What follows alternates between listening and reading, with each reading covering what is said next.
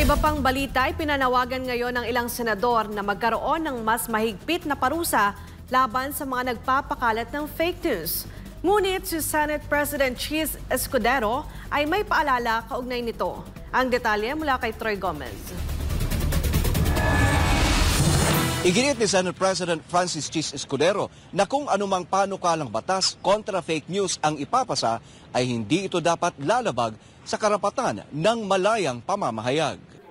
Patuloy ang usapin sa Senado tungkol sa posibleng pagpasa ng batas upang labanan ang fake news at disinformation sa social media. Ngunit ayon kay Senate President Francis Chis Escudero, anumang panukala ay hindi dapat lumabag sa karapatan ng mamamayan sa malayang pamamahayag na ginagarantiyahan ng saligang batas. Maliwanag at klaro ang nakasaad sa saligang batas, Article 3, Section 4. No law shall be passed abridging the freedom of speech, of expression, or of the press. Nor shall anyone be, ang kaugnayan ng bagay na ito, hindi dapat magpasa ng batas ang Kongreso na tataliwas dito. Dagdag pa niya, bagamat seryoso ang epekto ng fake news, hindi dapat magkaroon ng batas na maaring maging hadlang o magdulot ng takot sa malayang pagpapahayag ng opinyon ng mga tao. Binigyan din ni Escudero ang pagkakaiba ng opinyon at pekeng balita. Tingnan mo na lamang ang iba't ibang bahagi ng pahayagan.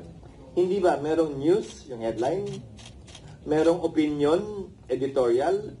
Kaugnay ng opinion at editorial, walang tama at walang maling opinion.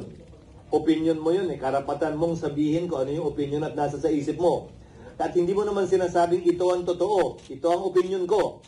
Malaya at malawak ang kalayaan ni naman magsaad ng kanyang opinion. Pero ang sino mang nagsasabi bilang katotohanan ng isang bagay, yun siguro ang pwedeng tingnan at pag-aralan na pwedeng malimitahan. Hindi yung pagsasaad ng nasa isip at nasa puso ng ating mga kababayan bilang opinion lamang nila. Ayon sa kanya, ang pinakamagandang batayan sa pagsupil sa fake news ay truthfulness o katotohanan. Samantala, sina Senator Grace Poe at Senator Joel Villanueva ay parehong nanawagan ng mas mahigpit na batas upang mapanagot ang mga sadyang nagpapakalat ng fake news. Ayon kay Poe, dapat matukoy kung sino ang nagpopondo sa pagpapalaganap ng disinformation, hindi upang limitahan ang malayang pamamahayag, kundi upang maprotektahan ang publiko mula sa panlilinlang. Sinang-ayunan naman ito ni Villanueva na nagsabing hindi sapat ang kasalukuyang Cybercrime Prevention Act upang pigilan ang fake news.